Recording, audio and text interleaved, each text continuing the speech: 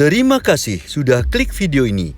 Jangan lupa klik subscribe dan aktifkan notifikasi lonceng. Like, comment, and share.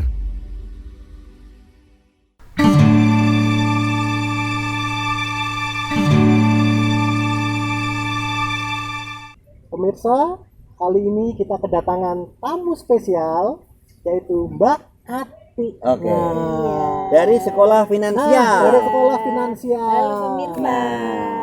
Ini menariknya memang kita harus mengetahui tentang bagaimana mengelola keuangan. Betul. Karena rata-rata orang nggak bisa makmur, nggak bisa sukses hidupnya karena nggak bisa mengelola keuangan.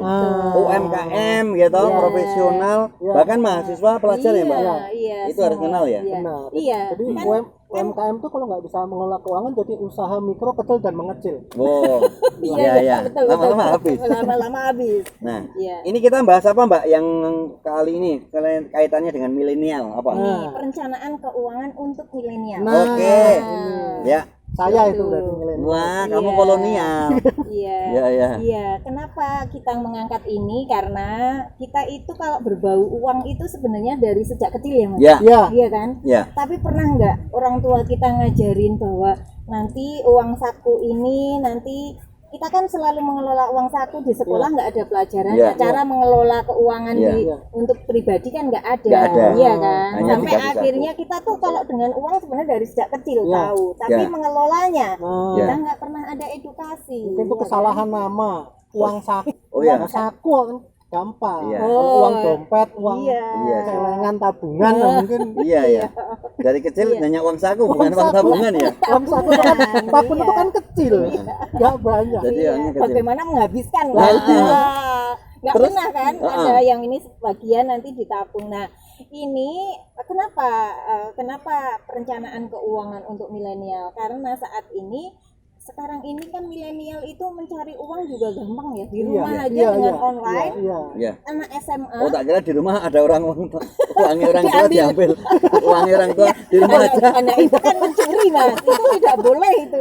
Work from home maksudnya. Work from home. Ya dengan bisnis online Oh, gitu ya. ya, masih ke sekolah aja banyak loh yang sekarang punya uang. Ya. Nah ada orang tua yang bilang ke saya begini, Bu Ati, gimana sih anak saya itu kan dapat uang dari usahanya dia dengan ya anak-anak SMA ini Mas. Ya. Iya. Nah terus tapi setelah dapat uang biasanya terus beli macam-macam nih, Iya. barang-barang yang dipakai kadang nggak dipakai itu juga dibeli. Iya. Lapar mata namanya. Iya. gitu. Iya. Karena yang penting ada uang habiskan. Habiskan. Gitu. Siap. Tidak ngerti bahwa ada juga yang baru pertama kali kerja dapat gaji, yang penting untuk traktir teman-temannya Nah. semua kayak gitu terus-terusan untuk nanti untuk gaya hidup yang glamor kayak gitu, ya udah akhirnya nggak ada tabungan gitu. Nah ini kan untuk generasi milenial ini biar nanti makmur bisa mencapai ke kebebasan finansial terus gimana? Ya kita harus ada perencanaan keuangan gitu. Perencanaan keuangan untuk milenial itu apa ya? Ini nanti pertama kita harus si milenial ini teman-teman itu harus mempunyai tujuan keuangan. Oke. Iya. Dari uang yang didapat dari orang tua atau dari manapun itu harus ada tujuan kemana aja. Iya, tujuan keuangan misalnya ini baru awal-awal bekerja gitu. Harus ada tujuan keuangannya. Kan belum nanti mungkin 3 atau 5 tahun lagi nikah. Ya. Nah, itu perencanaan untuk menikah kan berarti 3 sampai 5 tahun misal. Berarti butuhnya berapa nih gitu. Nah, itu tetap harus dialokasikan untuk itu. Itu. Terus juga atau kalau memang mau melanjutkan jenjang pendidikan lagi misalnya untuk S2 nanti yang akan membiayai diri saya sendiri ya berarti kan harus ada perencanaan. Perencanaan keuangan, tujuan keuangannya harus dipikirkan gitu. Nah, itu. Terus berapa persen nih dari total gaji gitu kalau masih baru single masih di rumah orang tua atau kalau di jarak jauh mungkin kerja di Jakarta ataupun di tempat-tempat lain tinggalnya di Jogja terus setelah bekerja dapatnya di Jakarta otomatis harus kos kayak gitu. Nah itu berapa alokasi untuk itu harus direncanakan sejak sekarang gitu. Iya. Gitu ya rata-rata memang apa ya sekarang itu yang kita prihatin kadang lah ya kebanyakan tuh orang generasinya serba instan. Kedua jor-joran jadi Gadget. sultan. Ya, gadget harus Gadget, ganti. gadgetnya baru kan di sultan pokoknya atau ada uang nyanyi tanpa mikir untuk investasi. Iya. Sepatu harus Sepatu, yang wah. Sepatu, merek ini ya. gitu. Iya. Kan Tiap sepatu bulan ganti. roda Mas. Wah, itu mana Baju. awet tuh dari besi Nah, loh. kalau botol kan susah nambah Oh, iya. sepatu roda itu. Oh, sepatu roda. Oke, oke. Nah, Terus gimana tuh Mbak? Nah. Berarti tadi yang nah berarti kan kalau dia udah apa-apa tahu tujuan dan tujuan gitu, nah terus sekarang harus mengalokasikan tetap dana darurat itu sebelum kita menginvestasikan tetap harus dana Iya. darurat paling enggak tiga kali dari total pengeluaran gitu, Dana kalau darurat ya? masih single. 3 kali dari 3 kali pengeluaran. Pengeluaran Misalnya bulanan. kita bulanan 1 juta berarti harus ada 3 jutaan ya? 3 jutaan gitu. Itu untuk apa? Ya kalau tiba-tiba nanti ketika kita punyanya motor, ternyata motor kita bocor, terus juga ternyata kita harus tiba-tiba terjadi misalnya kan kita tidak minta, Iya, iya. ternyata kita ditabrak orang, kita harus Iya. harus Biaya biaya perawatannya. perawatan gitu ya kalau punya asuransi Iya. gitu. Ya ini terus juga kalau ya ini hanya untuk kebutuhan-kebutuhan yang mendadak Iya. gitu, itu tetap harus dialokasikan. Setelah itu baru mikirin investasi gitu. Nah, nanti diinvestasikan tuh tujuan-tujuan itu, perencanaan keuangan Ya. itu kan bisa bagaimana kita nanti mencapai tujuan keuangan kita secara komprehensif Iya, iya. gitu. Sebenarnya apa yang menyebabkan kok Oh tak kira apa yang merasukimu? Apa yang merasuki? Kamu nadanya apa?